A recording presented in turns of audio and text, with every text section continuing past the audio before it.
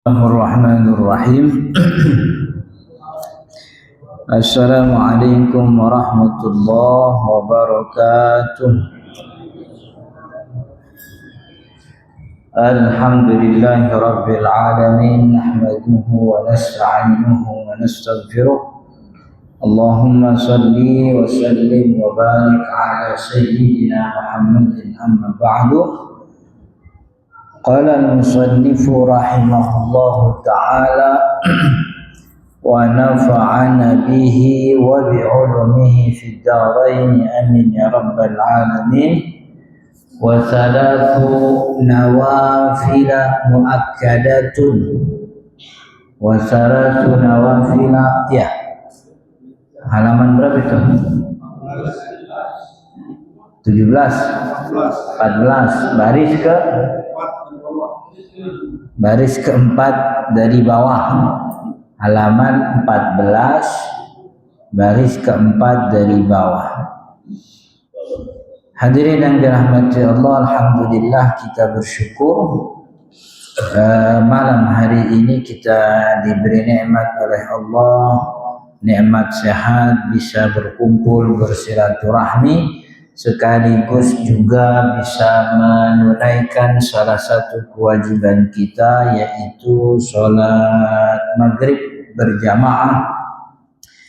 Lalu kita lanjutkan dengan ta'lim. Mudah-mudahan kita berharap kepada Allah apa yang kita pelajari jadi ilmu yang bermanfaat, sekaligus jadi tambahan amal ibadah kita di akhirat. Amin ya rabbal alamin. Kita lanjutkan bacaan kita dari kitab Matan Al-Ghayah wa Takrib. Wa salasu nawafila, dan 3 salat sunnah muakkadatun, yang sunnahnya sunnah muakkadah, yang sunnahnya sunnah sangat tinggi sekali. Jadi ini dibedakan, kalau yang kemarin itu sunnah rawatib, sunnah-sunnah yang mengikuti waktu-waktu sholat fardu.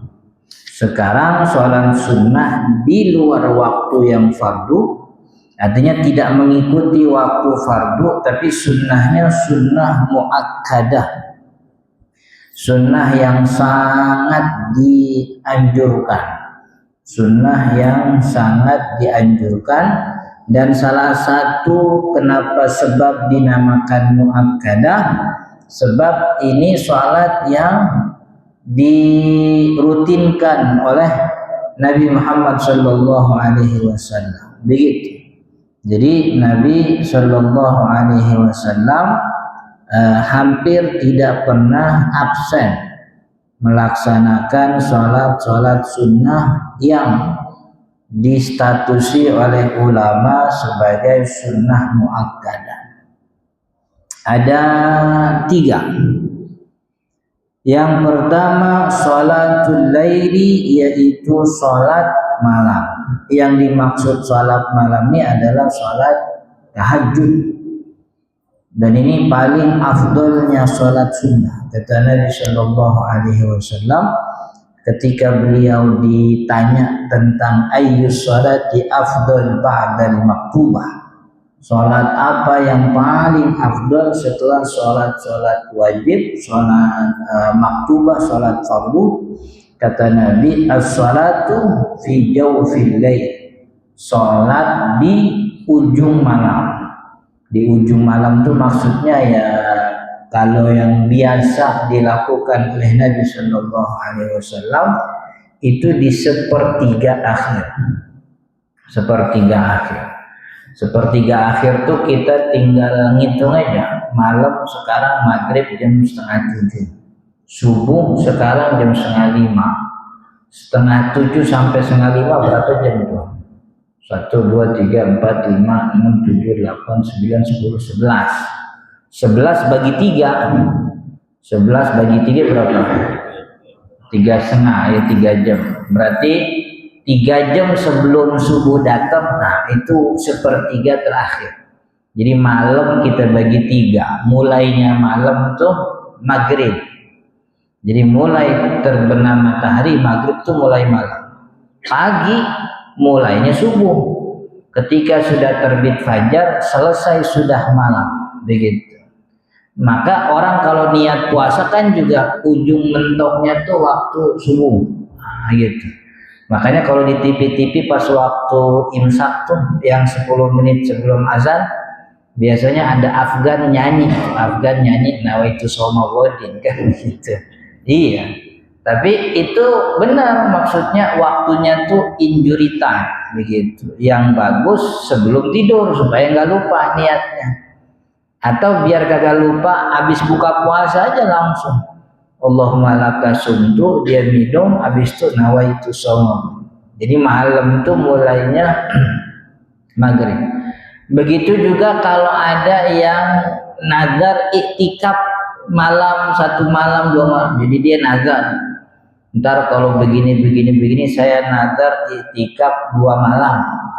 Karena disebut malam, maka dia harus masuk masjid sebelum terbenam matahari, sebelum maghrib. Kapan dia boleh keluar? Dia boleh keluar dari masjid ba'da subuh. Gitu. Kalau nazarnya nazar itikafnya itikaf nazar begitu ya. Itikaf yang kalau itikaf sunnah kan bebas saja. Masuknya kapan aja, keluar kapan aja boleh. Tapi kalau itikafnya nazar atau nazarnya itikafnya pakai kalimat hari. Saya nazar nanti kalau begini saya mau itikaf 5 hari. Nah, berarti 5 hari itu mulai masuk masjid sebelum subuh. Sebelum subuh udah masuk masjid, nanti keluar lagi boleh keluar ba'da maghrib. Jadi 1 hari gitu. Kalau iktikafnya nazar gitu. Jadi mulainya malam, maka kata sebahagian ulama semua sholat rawatib atau sholat sunnah yang dilakukan setelah terbenam matahari itu bagian dari sholat malam. Cuman di antara sholat malam yang paling afdol ya sholat tahajud itu, gitu. Jadi semua dari mulai ba'da maghrib. Kan kalau kita urai dari mulai ba'da maghrib, ada gak sholat sunnah setelah maghrib? Sholat sunnah awwabin. Sholat sunnah awwabin. Kalau dalam Syafi'i sholat sunnah awabin 6 rakaat kan ya, 2 rakaat salam 2 rakaat salam. Ba'da maghrib itu sholat sunnah awabin. Kemudian setelah awabin masuk waktu isya, kemudian ba'diyah isya. Sholat witir itu juga bagian dari sholat malam gitu. Lalu setelah dia witir kemudian malam hari mungkin dia nggak bisa tidur, dia mendusin, dia mau sholat malam. Nah, itu juga sholat malam. Jadi bedanya tahajud sama sholat malam. Jadi sholat malam itu sholat sunnah yang dikerjakan sejak terbenam matahari sampai terbit fajar. Itu semuanya sholat malam. Kalau sholat tahajud itu bedanya sholat tahajud itu tidur dulu. Jadi yang kagak make tidur kagak disebut tahajud. Begitu.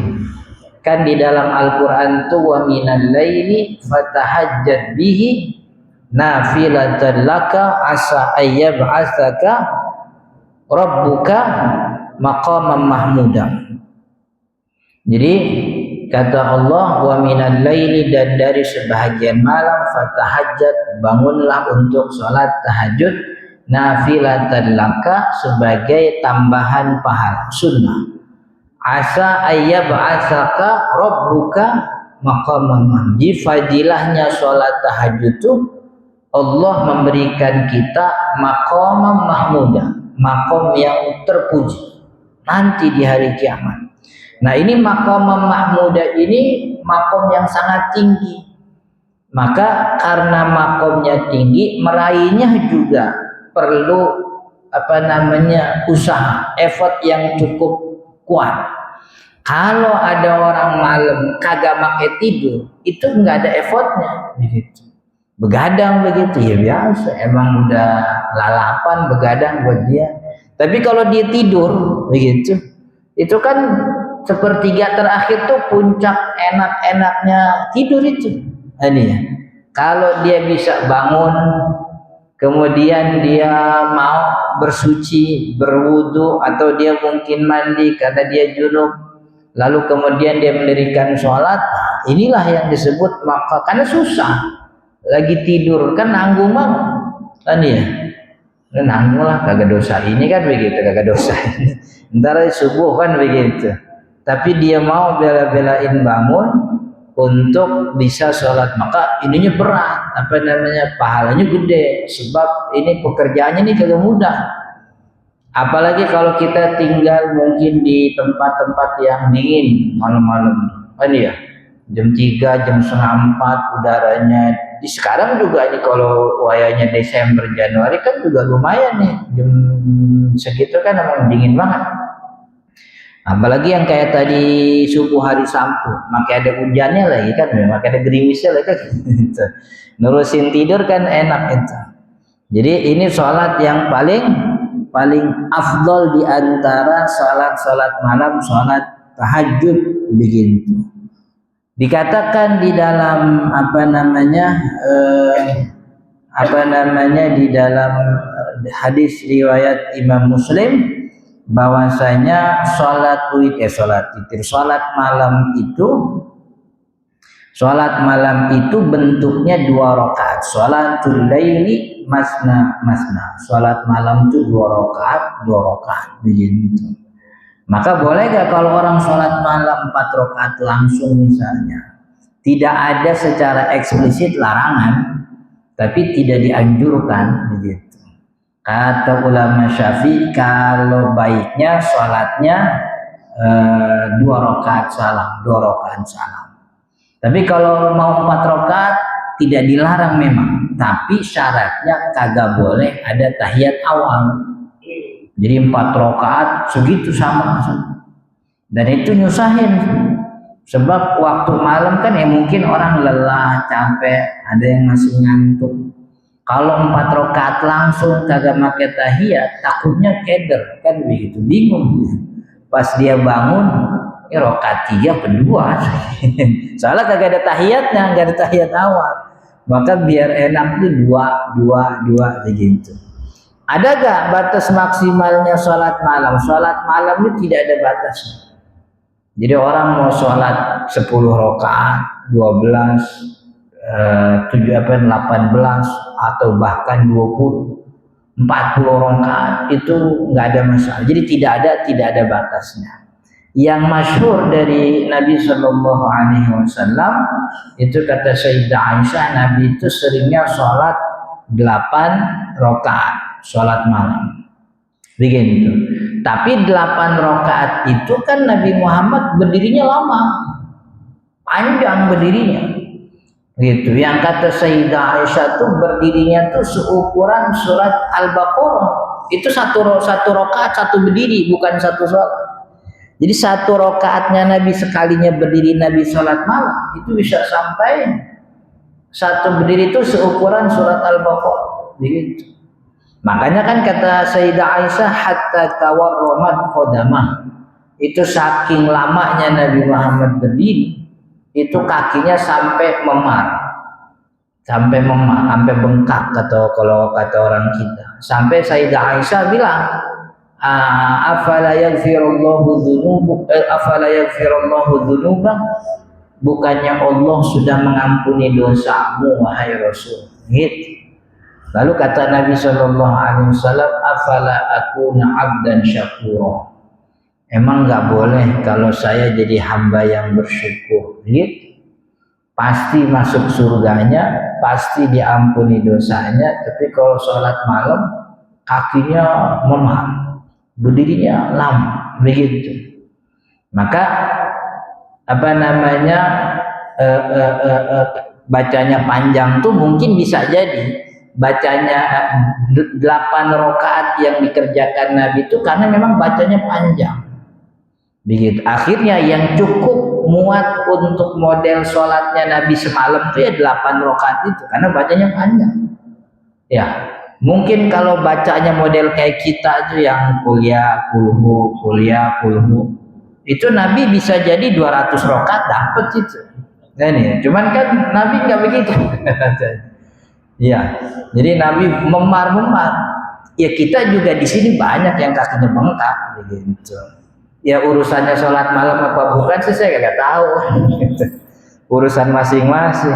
Cuman yang pasti Nabi Shallallahu Alaihi Wasallam itu hampir memang tidak pernah meninggalkan sholat malam begitu. Bahkan sholat malam itu kan dulu termasuk sholat yang diwajibkan sebelum akhirnya turun perintah sholat 5 waktu. Kalau nggak salah sholat malam tuh jadi kewajiban kira-kira berapa? 9 bulan apa? 6 bulan atau 9 bulan. Sampai akhirnya kemudian buat Nabi maksudnya, buat Nabi. Jadi buat Nabi, lalu umatnya juga disyariatkan kewajiban cuman nggak nyampe beberapa bulan sampai akhirnya turun perintah sholat 5 waktu begitu. Akhirnya sholat yang malam diturunkan levelnya menjadi kesunahan. Jadi yang pertama sholat, mudah-mudahan Allah mudahkan kita untuk jadi orang yang ahli tahajud, mudah-mudahan. Dan ini yang kata Allah Subhanahu wa taala dalam Al-Qur'an, gimana simahum fi wujuhihim min asaris sujud. Tandanya orang mukmin tuh fi wujuhihim, di wajahnya ada tanda sujud. Itu tanda sujud tuh bagi yang rajin. Kalau kita buka kitab tafsir, nggak ada satupun ulama tafsir yang bilang tanda itu adanya di jidat, kagak ada. Tanda itu adanya di wajah. Wajah itu semuanya nih, bukan jidat doang. Dan ini munculnya bukan di dunia, tapi munculnya nanti di akhirat. Karena apa? Karena malamnya rajin sujud begitu. Di dunia apa tandanya? Yang disebutin sama ada imam namanya Imam Ibnu Katsir. Kita banyak tahu, punya tafsir namanya Tafsir Al-Qur'anil Azim. Itu beliau mengatakan surat tentang simahum, itu kan surat Al-Fat. Simahum fi wujuh min athari sujud, itu akan nampak bagi orang-orang yang rajin menunaikan sholat malam, itu sinar yang terlihat oleh orang-orang soleh di dunia. Jadi orang soleh itu biasanya ngelihat udah demen duluan gitu. Kan ya, ada orang yang mukanya tuh hitam, kulitnya gelap, tapi ngelihatnya tuh enak aja begitu, adem aja, enak, ngelihatnya tuh sejuk begitu. Tapi sebaliknya ada orang matanya biru, kulitnya putih, ganteng mukanya, hidungnya mancung, rambutnya kelimis begitu. Cuma ngelihat sewot aja kalau ngelihat gitu. Ini mukanya nih kagak ada pancaran cahaya, pengen nonjok aja. Kan ya? Jadi mukanya tuh nyewotin begitu. Padahal ganteng, nyewotin begitu. Ganteng sih, nyewotin cuman begitu. Jadi itu kata Imam Ibnu Katsir, itu munculnya di akhirat. Kalaupun itu di dunia bukan tanda zahir, bukan tanda zahir yang ada hitam, bukan. Yang di dunia itu muncul Allah memberikan cinta kepada hati orang-orang yang melihat wajahnya. Itu kata Imam Ibnu Katsir. Makanya jangan terpedaya kalau kemudian ngelihat ada orang yang jidatnya hitam. Itu bisa dibikin itu. Iya, orang lihat saya pada itu. Ini bukan tanda sujud, ini bekas koreng. Iya. Kalau mau tahu ceritanya, dulu kita orang Jakarta pesantren di Bogor. Dulu kan Jakarta Bogor tuh beda banget. Karena hawanya tuh Bogor masih sejuk, belum kayak sekarang kan Bogor begitu. Itu nyampe Bogor karena perbedaan cuaca, muncul alergi. Saya nggak tahu, saya punya alergi. Itu setiap ada sesuatu nih, nggak mungkin karena kangen atau banyak pikiran, ini ada koreng di jidat begitu. Iya, percaya nggak percaya. Jadi kayak bisul, cuman bisulnya menir kecil begitu, itu muncul begitu. Nah, karena kita tuh santri ya, sholat ya sering kagak bawa sejadah, sholatnya. Jadi sujud aja kayak biasa. Jadi karena sholat, maksudnya sholat 5 waktu, sholat biasa. Jadi ini korek jadi gepeng, hitam begitu. Nanti kapan waktu bisul lagi, nongol lagi begitu. Kita bawa sholat lagi, gepeng lagi, hitam begitu. Sampai sekarang juga kadang-kadang juga masih ada menir-menir kecil begitu. Jadi jangan terpedaya gitu kan ya. Jadi belum tentu itu rajin sujud, emang bisa jadi korek. Jangan-jangan dulu ditotok sama bapaknya gara-gara badung kali gitu. Akhirnya koreng tuh itu. Maksud saya jangan sampai kita menjadikan simbol yang terlihat tuh sebagai ukuran akhirat. Orang kalau jidatnya hitam tuh berarti enggak. Kalau seandainya rajin sujud ditandai dengan jidat hitam, kenapa enggak ada ibu-ibu yang punya tanda sujud begitu? Padahal kalau kita ngukur rajinan mana istri sama suami kalau di rumah sholat, rajinan bini, ibu kita tuh paling rajin. Kita masih pada tidur, ibu kita udah bangun jam 2:30 udah sholat tahajud. Soalnya cuciannya kan banyak, jam 3:30 nyuci ya. Ini ya, beres nyuci, sholat lagi sambil nunggu subuh. Sampai subuh dia ke kamar anaknya, dia bangunin anaknya. Dia ke kamar lagi, bangunin lakinya belum bangun. Itu rajinan istri kita, ibu kita. Tahajudnya nggak ditinggal, duhanya dikerjain. Tapi pernah nggak ngeliat ada perempuan punya tanda sujud di jidatnya? Nggak ada. Tapi kenapa yang laki bisa jadi? Nah, sebabnya banyak kan begitu. Sebabnya banyak. Jadi jangan wah, jenggotnya nih tebel nih, romannya soleh banget sudah gitu. Oh nih gamisnya penyengser tanah nih, kayaknya orang alim nih. Udung-udungnya tebel banget ini, sorbannya nih. Jangan orang pintar, orang alim. Jadi jangan pernah menjadikan simbol-simbol yang terlihat itu sebagai ukuran kesolehan gitu. Kita kan nggak tahu orang-orang di jalanan yang pakai celana jeans, cuman pakai kaos oblong doang. Mungkin di sisi Allah dia yang terbaik di antara yang lain. Kan ya, kita nggak tahu apa ibadahnya. Yang kita lihat sih orang timbang pakai jeans doang, orang pakai kaos oblong doang. Kita nggak tahu dia di rumahnya nggak pernah melewatkan satu hari tanpa baca Quran misalnya. Sedekahnya nggak pernah putus dan seterusnya. Jadi jangan ngukur. Dan kita nih nggak tahu, Indonesia ini termasuk masyarakat yang gampang kaget orangnya begitu. Jadi melihat ada yang cakep dikit begitu. Dulu Zainuddin MZ almarhum punya istilah gampang kaget cepet kagum, katanya begitu kan ya. Asal melihat ada mall baru rame-rame pada datang mall baru, belanja mah kagak, numpang kaget doang. Ini ada orang baru siapa? Berapa kali kita ketipu coba? Tahun 2000 ini kita ketipu sama siapa namanya? Sampai diwawancara sama Mata Najwa yang katanya ilmuwan muda Indonesia kerja di NASA bikin roket. Padahal bohongan. Sekelas Najwa Shihab coba ketipu. Orang udah pada muja-muji dan sebagainya. Kemudian apalagi tokohnya? Banyak tuh. Siapa gitu? Iya. Jadi yang lagi viral, ayo gitu. Lagi viral, ayo di ini. Kita nggak teliti. Makanya itu tadi bahwa mesti diteliti. Jangan gampang kagum, harus diteliti. Yang pertama sholat malam, yang kedua wassalatud duha, sholat duha. Ini juga termasuk sunnah muakkadah.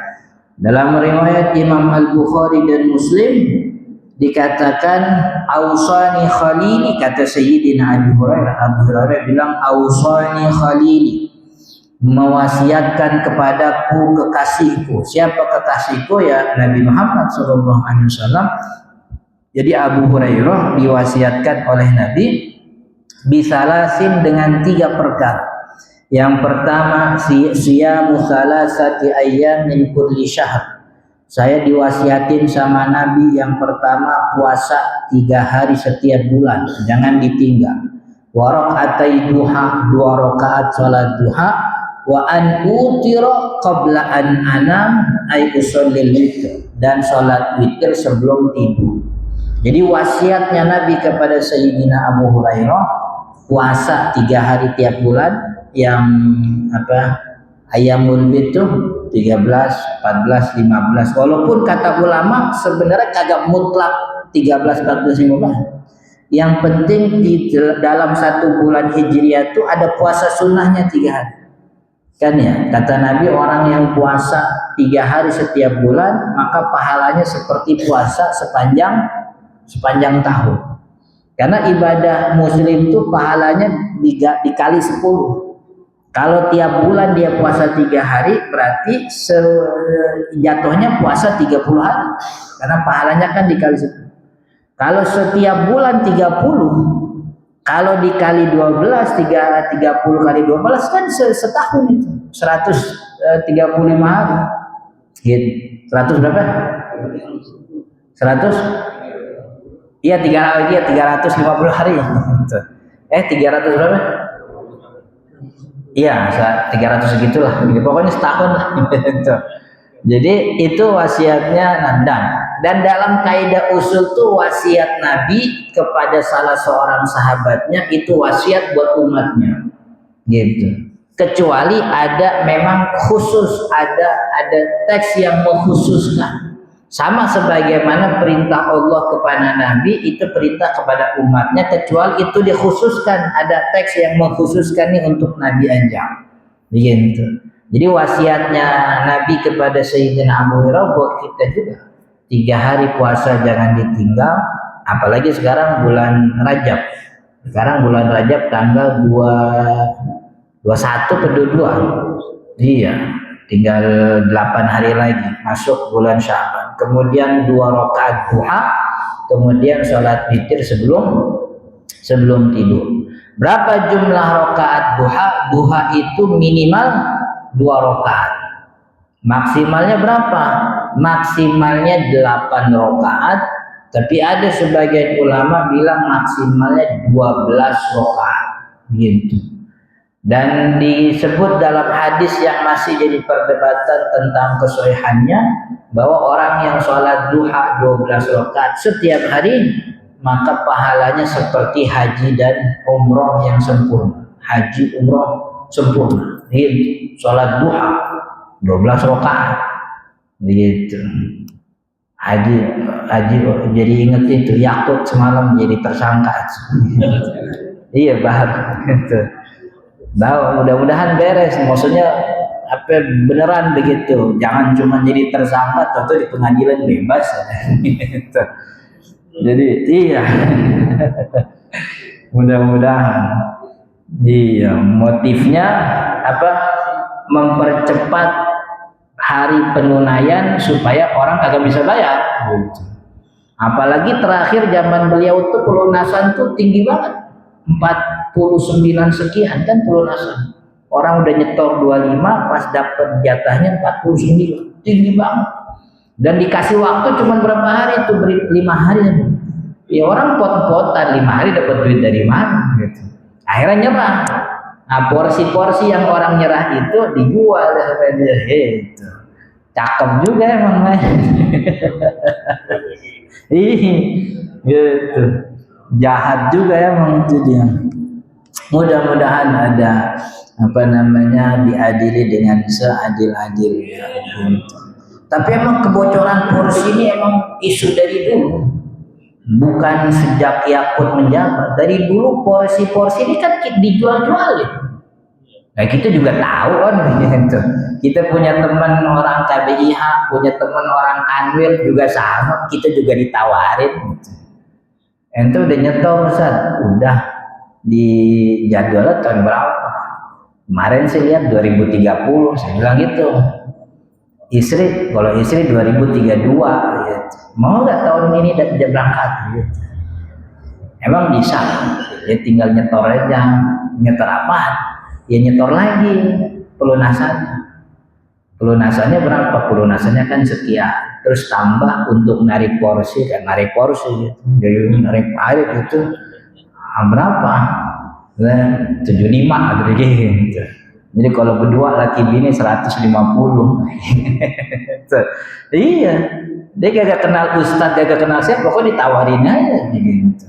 Dan emang banyak juga, kita juga ketemu orang kagak pernah kelihatan punya porsi, tuh berangkat haji, ngobrol-ngobrol, nyetor 120 reguler.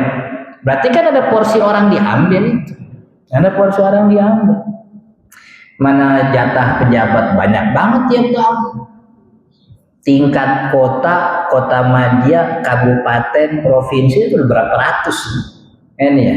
Ya kalau dokter mah iyalah emang kudu ya. Ada dokter kan, dokter kota madya ada, dokter provinsi ada. Ya nggak apa-apa lah kalau dokter malah begitu. Cuman kan ada nih apa? Kan ya. Tapi jatah ormas Nahdlatul Wathon dapat, Nahdlatul Ulama ada. Nah, ini jatah buat apa? Yang mending dikasih aja buat apa reguler begitu. Iya. Anggota dewan yang dapat jatah, soalnya inspeksi juga kagak begitu. Emang akhirnya dia ngajak bininya, ngajak anak. Nah, capek urusan. Ini mudah-mudahan ada Kementerian Haji kerjanya beres. Ketahuan bagus nih, pelunasannya mulai ringan banget sekarang. Kan pelunasan sekarang cuma 23 juta sekian. Ya, dibanding dulu ini paling murah. Pelunasan sekarang 23. Jadi porsi 25, sekarang 23, ya totalnya 45 sekian begitu. Jadi mudah-mudahan kedepannya makin bagus. Apalagi kan kita udah punya tanah di sana. Ya kan, udah punya tanah, udah beli jadi langsung, ada tanahnya, ada hotelnya juga. Mudah-mudahan yang kita nggak bisa intervensi kan Arafahnya, kan ya. Arafah kan muatnya cuma buat berapa juta orang doang. Kita gak bisa nambah-nambahin tuh Arafah gitu. Ya, jadi jatahnya ya. Tapi kalau porsi kan kita bisa kurang-kurangin nih porsi-porsi. Ya saya kalau jadi menteri gitu, efisiensi porsi jabatan pemerintah. Provinsi yang dapat porsi misalnya pejabatnya setiap provinsi ada 500, kita kurangin jadi 200, misal begitu. Kan ya, satu provinsi 500, ada 27 provinsi, berapa ribu? Belum kementerian lagi ya. Jadi masih, makanya itu. Ini kita nih, Masya Allah, mudah-mudahan masuk surga semua. Gara-gara dizolimin mulu sama yang puasa. Sampai mana tuh tadi? Sholat duha. Nah, cuman masalahnya kita sekarang banyak orang yang sholat duha itu dikaitkan dengan duit. Katanya kalau mau kaya sholat duha. Nah, saya nggak tahu nih siapa yang mula-mulain nih. Sholat duha itu ya sholat sunnah. Sholat sunnah itu fungsinya menambah pahala di luar kewajiban. Urusan dapat duit apa kagak dapat duit, kerja gitu. Iya. Jadi maksud saya jangan memotivasi orang ibadah dengan iming-iming dunia. Dunia tuh bisa didapat, bisa, maksudnya ada. Itu kan salah satu hikmah yang dihasilkan dari banyaknya ibadah. Orang bisa mendapatkan kekayaan, tapi nggak semua orang bisa begitu. Nggak semua orang. Kayak dulu kan ada orang bilang, orang tuh kalau rajin sholat 5 waktu itu pasti badannya sehat. Karena kalau sholat tuh begini, bangun jam sekian, gerakannya begitu, badannya sehat. Begitu. Akhirnya yang tadinya kesehatan badan tuh hikmah, itu jadi tujuan ibadah. Padahal dia hikmah itu bisa didapatkan setelah ibadah, tapi bisa juga nggak dapat. Orang bisa dapat, orang nggak bisa dapat, begitu. Itu hikmah. Dan hikmah itu bukan sebab hukum, bukan tujuan ibadah. Tujuan ibadah itu menunaikan perintah Allah, begitu. Adapun hikmah bisa dapat, bisa enggak. Gara-gara tahajudnya rajin, mungkin sirkulasi darahnya lancar, kan ya. Karena didukung malamnya sebelum tidur juga makan gak banyak-banyak amat, jadi bisa bangun gitu. Tapi kalau Orang rajin sholat 5 waktu, tahajudnya mungkin rajin, kemudian umur 65, 70 kena stroke. Siapa yang mau disalahin begitu? Ada gak orang tua kita sholat rajin tapi kena stroke? Banyak. Saya punya mertua stroke sampai meninggal. Begitu. Sholatnya ustadz kiai sekampung memang dia gurunya kan begitu. Tapi makanya itu, jadi jangan kemudian kita mengaitkan pekerjaan ibadah ini dengan nanti kalau gue dapat begini. Dan jadi kita menunaikan ibadah atas dasar ini Allah nyuruh, beres urusan. Emang kenapa sholat duha? Ya biar ngikutin Nabi. Beres urusan begitu. Nanti karena niatnya benar ngikutin Nabi, Allah mudahkan jalan. Jadi kemudahan jalan, kemudahan urusan Allah berikan mungkin karena sebab ketakwaan kita. Tapi jangan dijadikan itu tujuan. Ketika sudah melakukan ibadah ternyata hal-hal yang dikaitkan keduniaan itu nggak tercapai, kan bingung juga kita mau nyalain siapa. Sholat duha tiap hari kagak kayak gitu. Sholat duha tiap hari udah. Sering nggak dengar kalau di acara-acara TV itu ada orang nelfon kan ya, interaktif. Pak Ustadz, Mama Dede, di mana ya? Saya sholat udah rajin, 5 waktu nggak ditinggal, sholat duha juga rajin, tahajud nggak rajin. Tapi kenapa suami saya malah selingkuh? Kan begitu. Emang urusannya apa? Emang lakinya doyan aja kan begitu. Jadi kagak ada urusan dia sholatnya rajin, yaitu perintah Allah kan begitu. Maka saya termasuk kurang suka kalau ada orang biar kayak sholat duha begitu. Biar enggak, sholat duha itu bagian dari sunnah, menambah pahala ngikutin Nabi. Nanti dapat kaya apa nggak dapat kaya gitu kan ya. Ahok kagak sholat duha kaya Ahok itu. Iya Ahok kan dapat bini muda lagi Ahok. Kan ya. Listio Sigit jadi Kapolri bertahan lama kagak pernah sholat duha itu dia. Jadi jangan sampai begitu akhirnya kan ya. Akhirnya itu tadi negara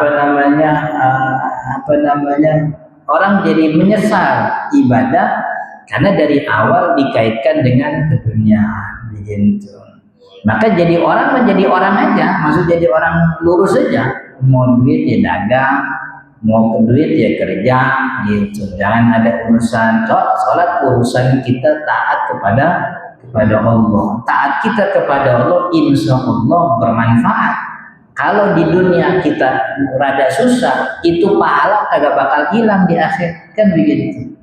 Jadi adapun kita di dunia ini dapat ujian misalnya miskin, susah, ya gitu ujian bagian dari kesabaran kita bagaimana menghadapi ini.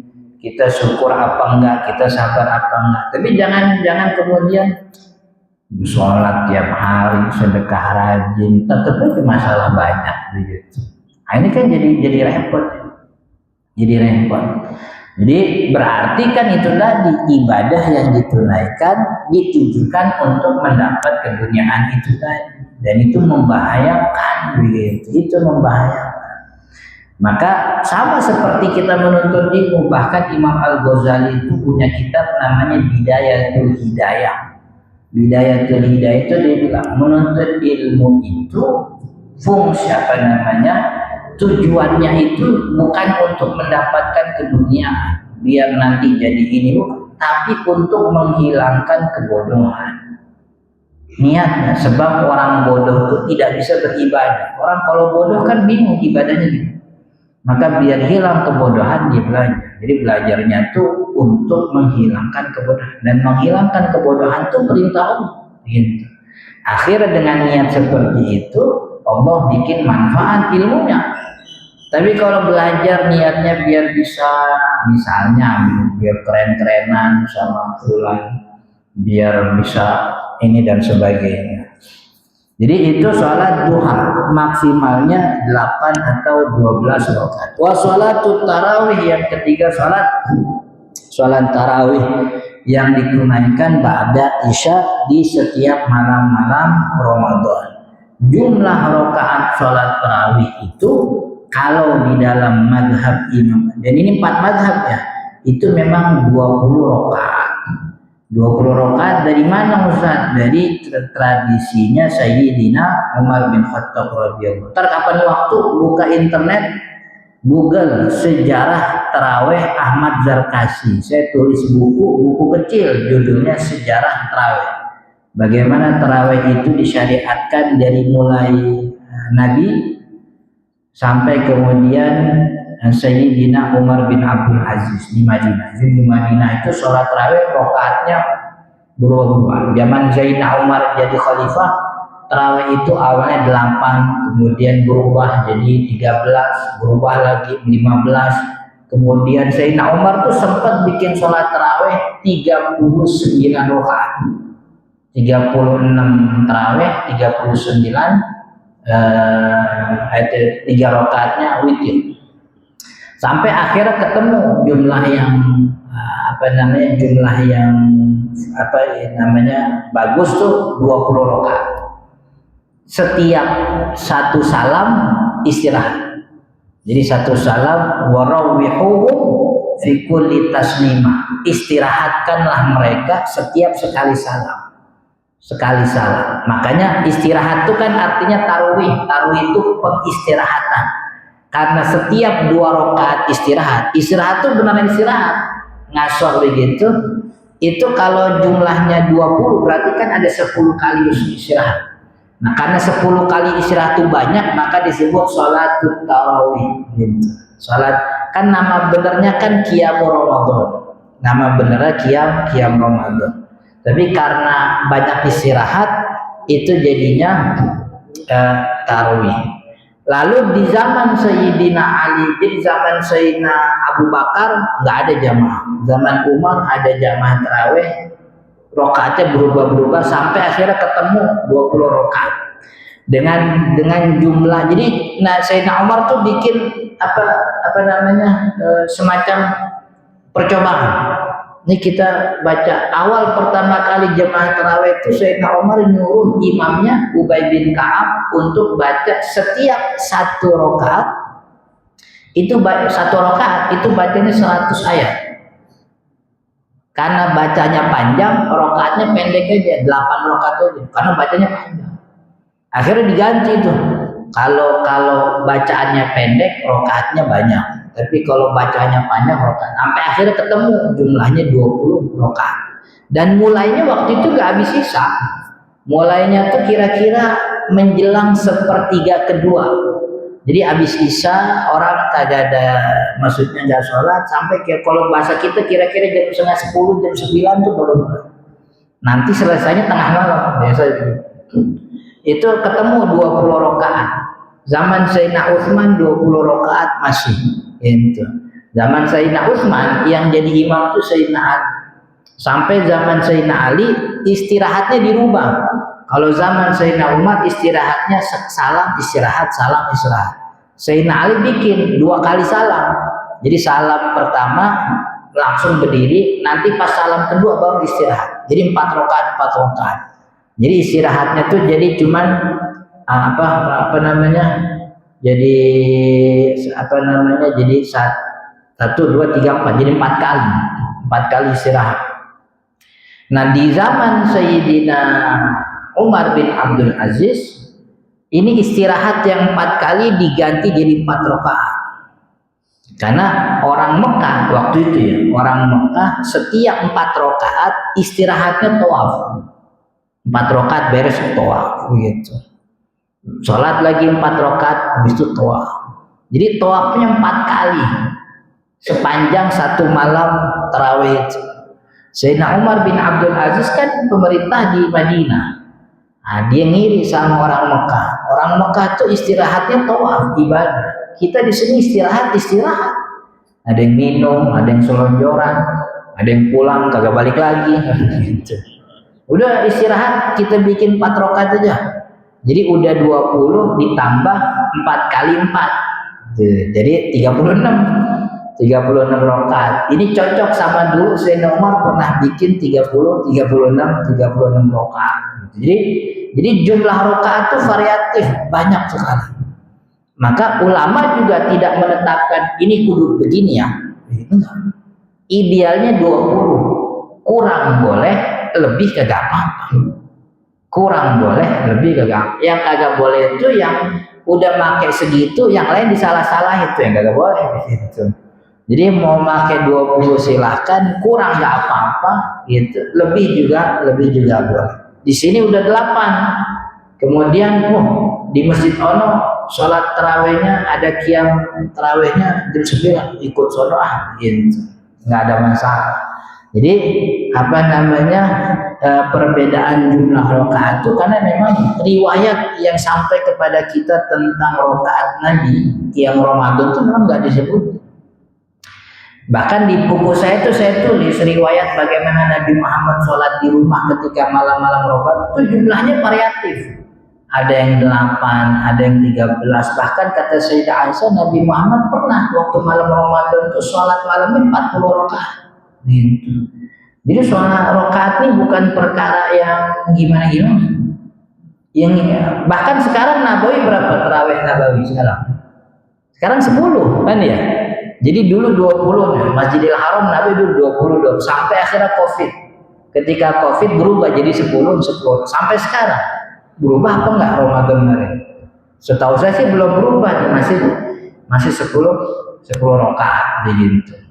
Jadi kalau mau 20 ya boleh, mau 4 juga, mau 8 juga silahkan. Mau yang penting istilahnya sesuai dengan kondisi masyarakat. Masyarakat kita nih kalau dibikin 20, wah pada kagak mau, pada tabur aja gitu.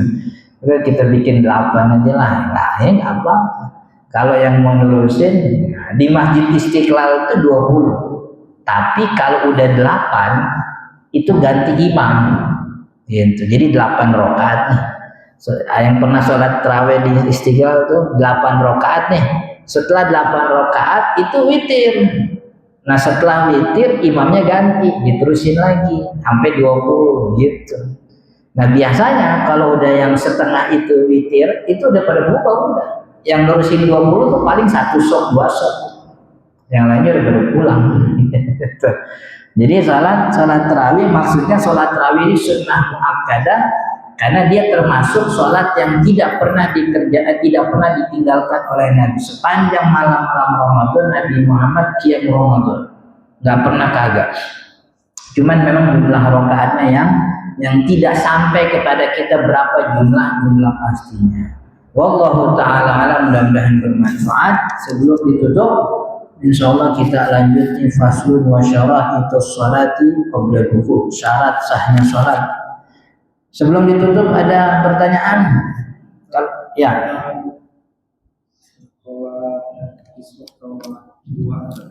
Sholat apa? Syuruk sama?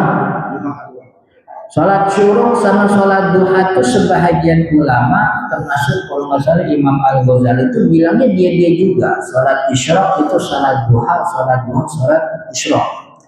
Karena waktunya isyraq itu waktu duha. Jadi kan waktu duha itu ketika matahari mulai tinggi.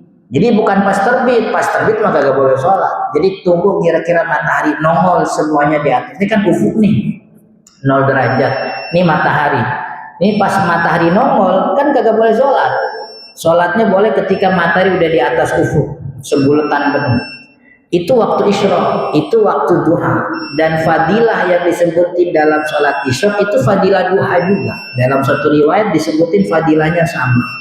Nah tapi kata Imam An-Nawawi, Syekh Nawawi Banten, itu bilang sholat isyraq sama duha itu beda. Duha ya duha, isyraq ya isyraq.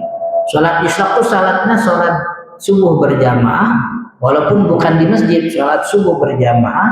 Setelah berjamaah dia duduk berzikir. Zikir tuh baca Quran, belajar tuh zikir sampai terbit matahari, kemudian dia sholat. Jadi syaratnya berjamaah, kemudian duduk berzikir sampai terbit matahari. Itu syarat isyraq khusus. Orang kalau tidak sholat berjamaah subuhnya, atau dia berjamaah tapi dia tidak berzikir, gak dapat fadilah isyraq. Jadi ulama sebagian bilangnya isyraq ya duha, tapi kalau kata Syekh Nawawi isyraq ya isyraq, duha ya beda lagi. Gitu.